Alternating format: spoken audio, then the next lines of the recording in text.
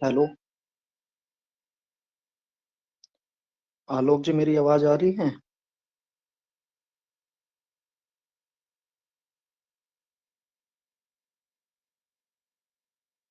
Hello. क्या सुन पा रहे हैं?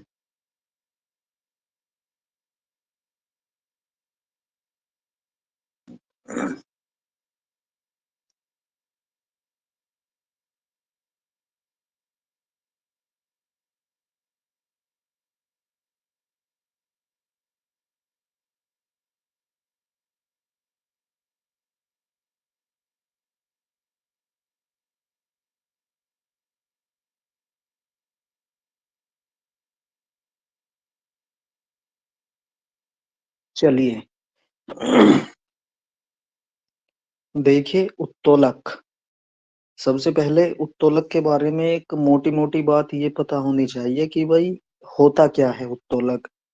तो बिल्कुल साधारण शब्दों में उत्तोलक एक साधारण मशीन होती है जिसकी सहायता से किसी भारी काम को आसानी के साथ संपन्न किया जा सकता है। कहने का मतलब, जैसे हमें अधिक वजन उठाना है तो वजन उठाने के बहुत तरीके हो सकते हैं।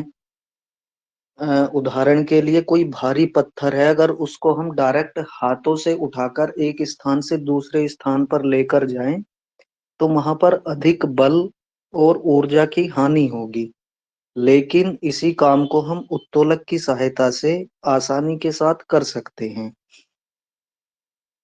इस तरह से साथ संपन्न करने वाली एक साधारण मशीन उत्तोलक कहलाती है। अब इसके बाद ये पता होना चाहिए कि भाई उत्तोलक में क्या क्या चीजें आती हैं। तो उत्तोलक तीन चीजों से मिलकर बनता है। तीन अंग होते हैं उत्तोलक के। पहली चीज है फोर्स, हिंदी में कहेंगे बल, और फोर्स को इफर्ट भी कह सकते हैं। दूसरी चीज होती है रेजिस्टेंस, रेजिस्टेंस को वेट कह सकते हैं, हिंदी में भार, भार कहेंगे। और इसी तरह से तीसरी चीज होती है एक्सिस या फलक्रम, हिंदी में अक्ष कहेंगे। इस तरह से तीन चीजों के सामूहिक रूप को उत्तोलक कहा जाता है। बल लगाने का काम हमारे शरीर में मांसपेशी करती हैं। रेजिस्टेंस या भार का काम हमारे शरीर की जो हड्डियां हैं वो हड्डियां करेंगी। और शरीर के जो जोड़ हैं वो एक्सिस का काम करते हैं। अब इसके बाद उत्तोलक तीन प्रकार के होते हैं। प्रथम श्रेणी का उत्तोलक, दूसरी श्रेणी का उत्तोलक, तीसरी श्रेणी का उत्तोलक। तीनों के चित्र आपको यहाँ दिखाई दे रहे होंगे सामने स्क्रीन पर। तो जो पहली श्रेणी का उत्तोलक होता है उसमें एक्सिस बीच में होता है। ये है एक्सिस, फलक्रम कहते हैं जिसको। ये बिल्कुल बीचों बीच होता है।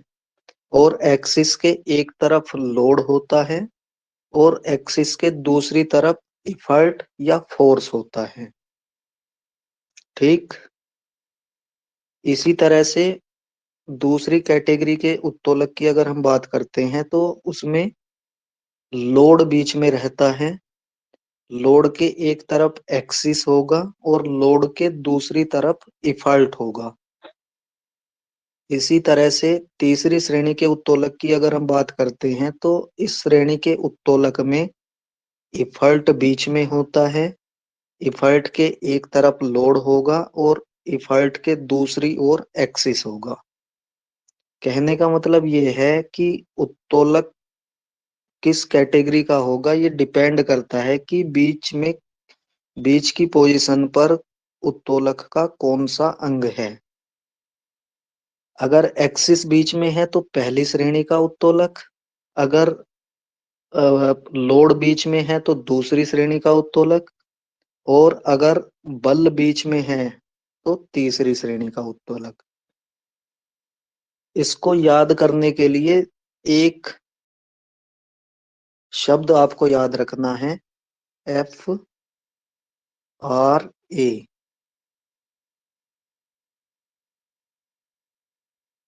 और पीछे से आगे की तरफ आना है। कहने का मतलब अगर तीसरी श्रेणी के उत्तोलक की बात कर रहे हैं तो उसमें एफ बीच में होगा। और एफ एफ का मतलब है फोर्स या बल या इफर्ट भी कह सकते हैं। इसी तरह से अगर दूसरी श्रेणी के उत्तोलक की बात करेंगे तो आर बीच में होगा। और आर को लोड भी कह सकते हैं। हिंदी में इसको क्या कहेंगे? बताओ कोई क्या कहेंगे? भार कहेंगे हिंदी में।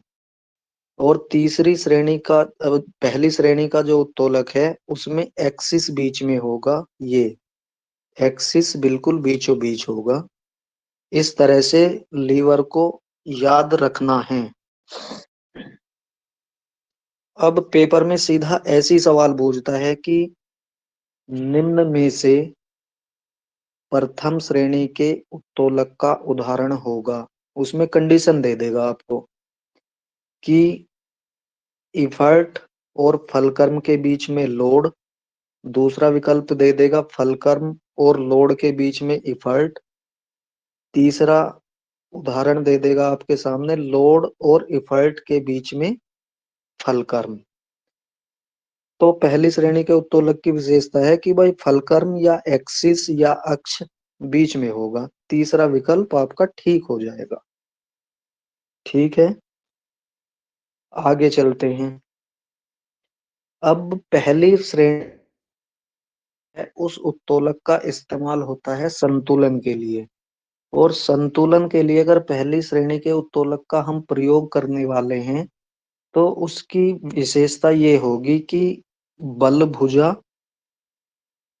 और भार भुजा दोनों भुजाओं की लंबाई बराबर होगी।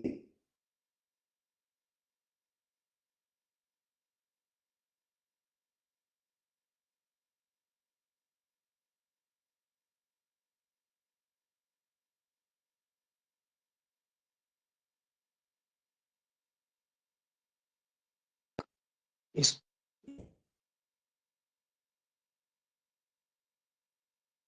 और ये हो गई बल।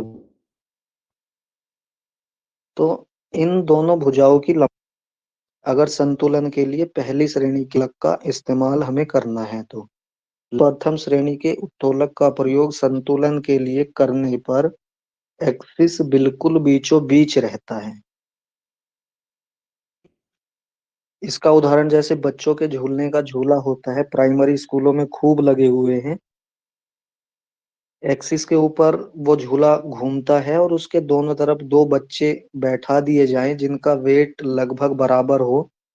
तो अगर जमीन के संपर्क में कोई सा बच्चा नहीं जाएगा तो दोनों बिल्कुल बराबर रहेंगे और झूलते रहेंगे।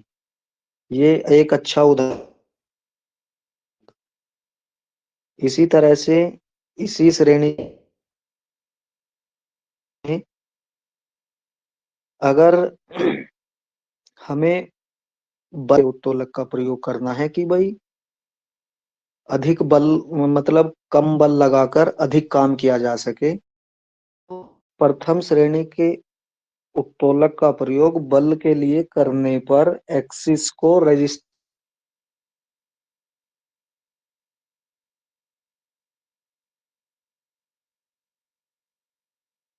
फिर कम बल लगाकर भी अधिक भार को चित्र आपके सामने जैसे दिखाया है। जो ये एक्सिस है अगर इस एक्सिस को हम बल की तरफ ले जाएं इधर तो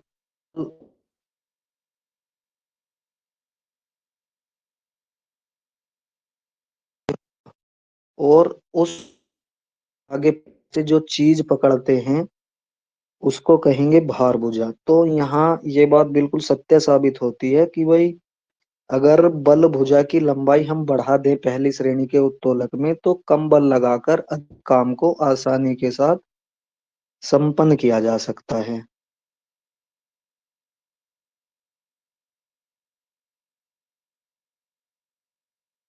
उत्तोलक का प्रयोग गति के लिए करना है, मतलब स्पीड से काम करना है तो एक्सिस को फोर्स की तरफ से करना पड़ेगा।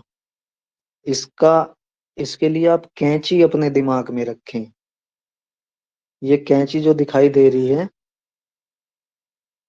इस कैंची में फल का फोर्स की तरह, और जो रेजिस्टेंस भुजा है वो लंबी होती है, तो यहाँ पर काम जो होगा वो गति के साथ होगा, स्पीड के साथ होगा। जैसे तेजी के साथ कटता है, ऊपर प्लस आपको दिखाई दे रहा है, काम को करता है। दिखाई दे रहा होगा, नल में भी देखो, जो जितना लंबा नल का डंडा होता है, पानी उतनी आसानी निकल सकता है।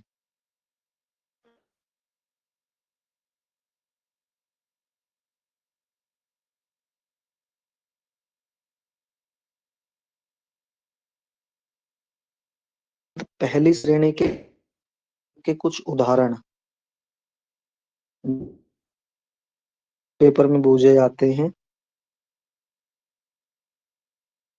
ये दिया है एटलेंटो एक्सियल जोड़,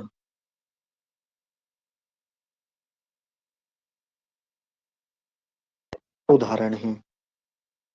इसी तरह से अगर दूसरे उदाहरण की बात करें तो डोर्सी फ्लेक्शन या एंकल फ्लेक्शन भी पहली श्रेणी के उत्तोलक का उदाहरण है। तीसरे उदाहरण की अगर हम बात करें तो एक्सटेंशन ऑफ फोर आर्म भी पहली श्रेणी के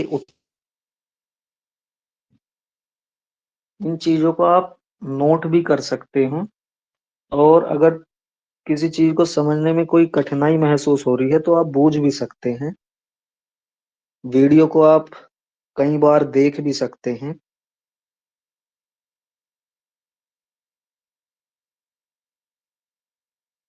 फिर बात करते हैं दूसरी श्रेणी के उत्तोलक की। तो दूसरी श्रेणी का जो उत्तोलक है, उसके लिए कंडीशन ये है कि भाई रेजिस्टेंस या भार बीच में होगा, और भार के एक तरफ एक्सिस होगा और दूसरी तरफ बल लगेगा।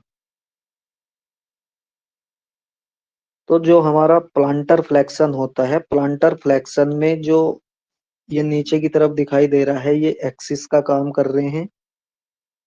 हड्डियां मैंने बताया कि भार का काम करती हैं, और मसल्स बल लगाने का काम करती हैं। तो जो ये गैस्ट्रोकनीमियस मसल्स है, ये मांसपेशी बल लगाने का काम कर रही हैं। ये एड्डी वाली हड्डी, टीबिया हड्डी, ये शरीर के भार को नीचे की तरफ ले जाए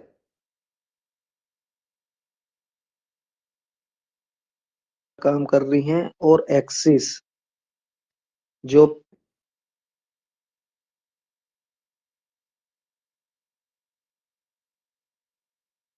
है, तो प्लांट फ्लेक्सर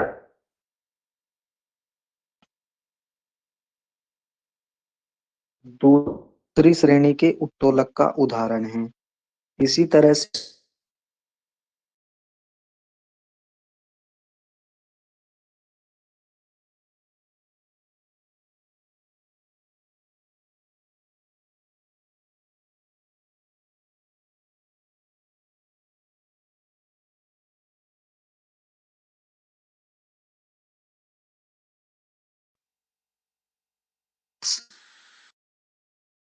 लगाते हैं, जानते हो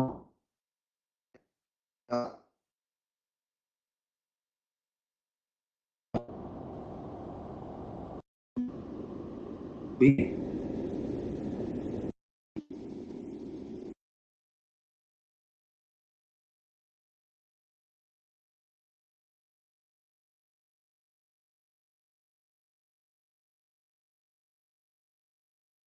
पुश भी